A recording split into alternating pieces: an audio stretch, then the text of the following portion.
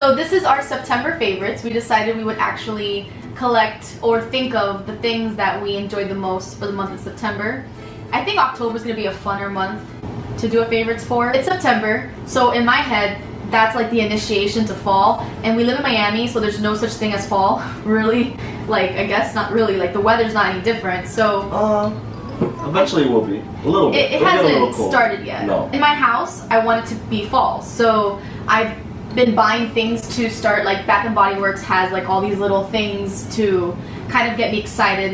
And by far the best scent that we have found is the Bourbon Maple. Well, we didn't find it, you found it. Okay, so I went to Bath & Body Works and I was super excited to get all the pumpkin things, and I did. I got the pumpkin patch, I got like the sweet cinnamon pumpkins, I got the pumpkin pecan waffles, which has been my favorite scent for like 5 years now, but this is my new favorite, and he agrees because it smells kind of like a haunted house.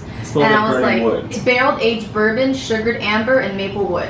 So I don't know why. I don't know about the sugar, but it definitely smells. It doesn't smell sugary. It smells, like you said, like burning wood. Right.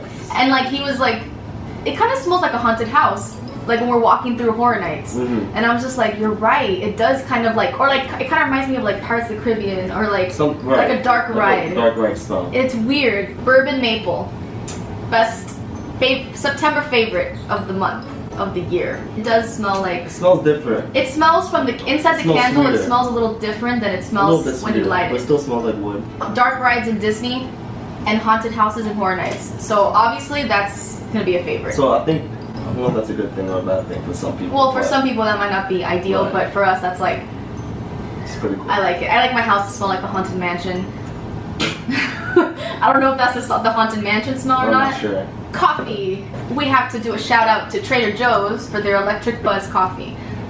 Probably the best coffee. I mean, when it comes to Keurig coffee, how much? $6.99 I think. It's around $6.99 at Trader Joe's. You get 12, which is not like anything miraculous, but it's that it actually tastes good. Taste, and it's higher in caffeine, so it has a little 170 milligrams. Yeah. Based off of like most Keurig coffees, they taste too watered down. When we're in a hurry, Keurig is like the best option, and this is probably the best option for fast coffee. I guess I'll mention the Queso dip. So I'm obsessed, and like he's not really into this. This is me. This is more me. Actually, the next two things are gonna be all me, right? Okay. Because you don't care about these things. So I found a Queso dip that is cashews. It's no queso. Right. It has no cheese in it. It's actually like completely vegan, which we're not vegan, but. You know, anytime I can substitute some things for vegan things, it's like made of cashews, and everything about it is natural. It's just like a bunch of flavors, and it's like, I don't know how they create the taste of cheese, but it tastes cheesy. The texture is not cheesy, but the taste is pretty cheesy. And it's amazing because it's just it's made with cashews, so I don't know. I just think more of a salsa. It has a dip taste, like a salsa because dip. The second ingredient is tomatoes, right? So it does have a little bit of like a dip. Well, that's the whole point. It's supposed to be like it's a salsa dip. Doesn't taste bad. Yeah, we made like breakfast tacos and then we like poured it over. It was really good. I like that a lot. And then another Whole Foods find was this creamy Caesar.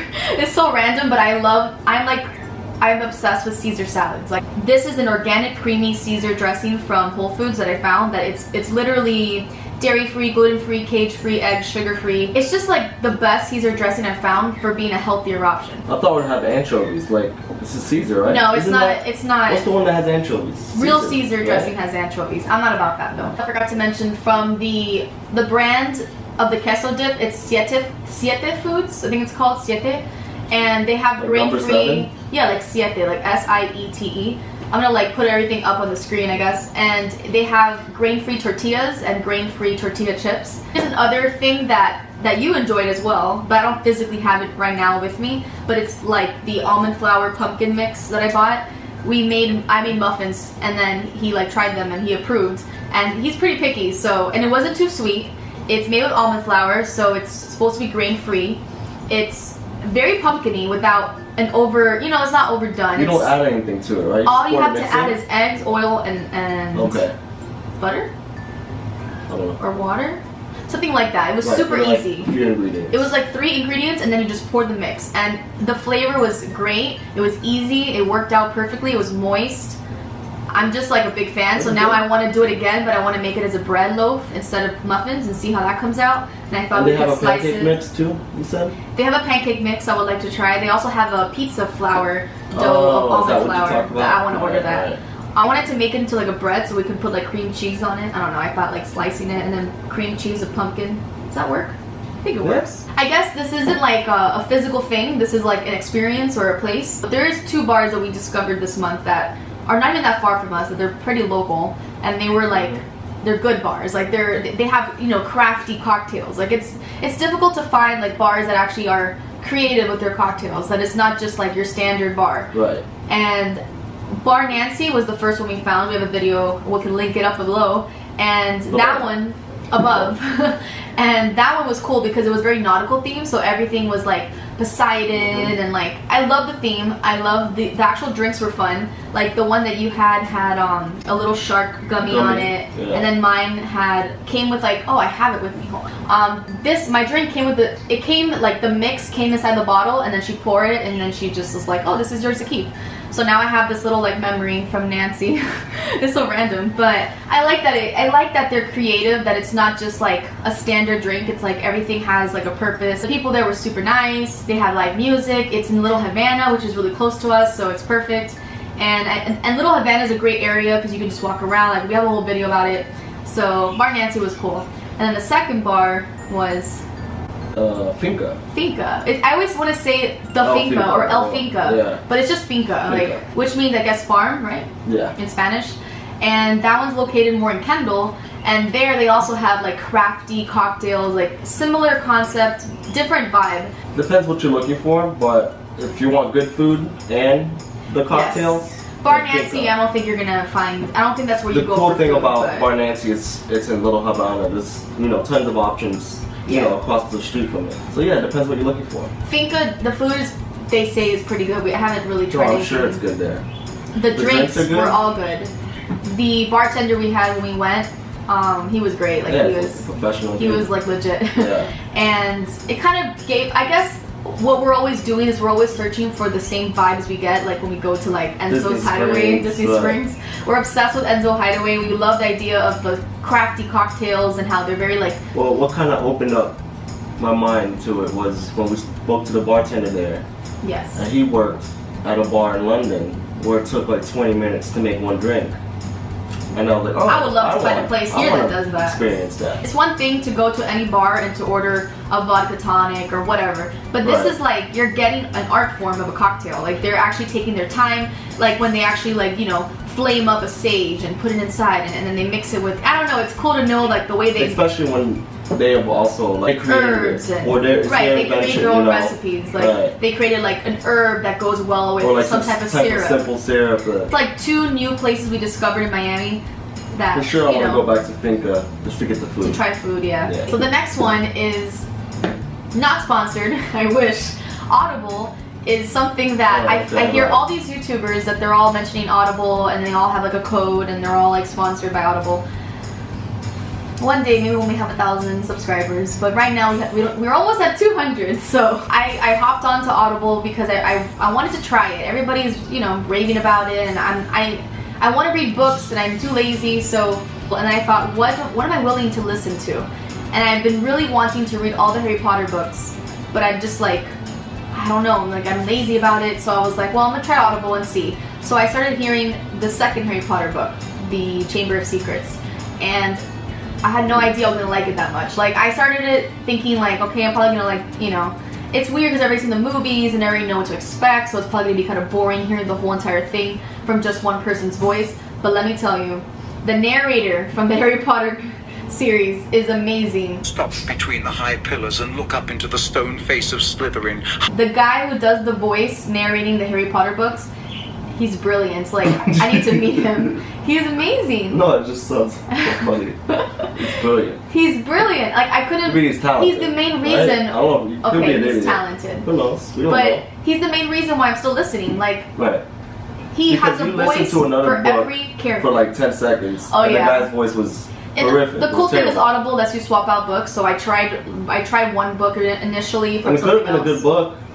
And I couldn't do it, yeah. The guy's voice was monotone, and I was just like, I can't pay attention to this. So then I switched to Harry Potter, and I was just like, I can't believe that this guy is keeping up with the voice. Like at first I was like, wow, he has like specific. He sounds like Dumbledore all the time. He's probably like a Dumbledore. He sounds like a Dumbledore kind of character, but then he manages to make a voice for every character in the book. There's over 50 characters. What you should do is like, if you finish, once you finish with the whole series, you find out the voice actor's name. And just read the books or listen to the books that he does. Or only listen to the ones that he narrates. But it's appropriate with Harry Potter. I don't know how it would be with other things. Like, I like the way he makes Harry Potter. It sound. You know when you go to Harry Potter world, whatever, the Wizarding World of Harry Potter, and you're in that little like wand section, and they do a little show. Called the wand show. You have the YouTube. Yeah, we can link it up above. The wand show where the guy actually like picks a person in the audience, and it's like very real, and it feels really like you feel like you're in the story. That's what it feels like. He's very like, I don't know, like the way he animates everything. You actually can picture everything in your head so well because he's putting a voice for every person. And although obviously he's even doing girl voices, it's not like he sounds like a girl, but you can understand. Each girl's voice is different. They're all different in their own way. Yeah, He puts like different accents and different like emphasis on certain things, and you start to realize that like he's been keeping up with everybody. Like he's consistent. Like I don't know, I find that fascinating. Unfortunately, I would love to include in these favorites like a movie or a TV show that we've been involved with. Like it's like September 17th. Well, it's not even over yet. We have so many more things to experience. It's September 18th. Yeah, we got practically the end of the month. Well, I'm just saying, if we waited all the way till the end, are we supposed to wait till October to do September favorites? I think or we're doing it wrong? Because there's gonna be so many things that we're going to experience that we haven't experienced yet. But like next week is gonna be one of our favorites. It's probably gonna be our favorite experience. We're leaving to Orlando to do Horror Nights and Food and Wine Festival, so obviously, yes, that's gonna be a favorite. But that'll be something we'll include in the October favorites. Right. I don't know.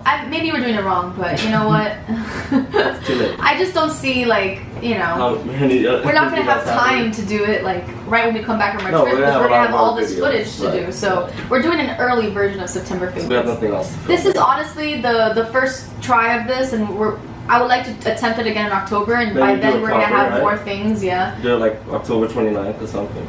Yeah, maybe we could do it on Halloween or something. I don't know. We'll see. I don't know.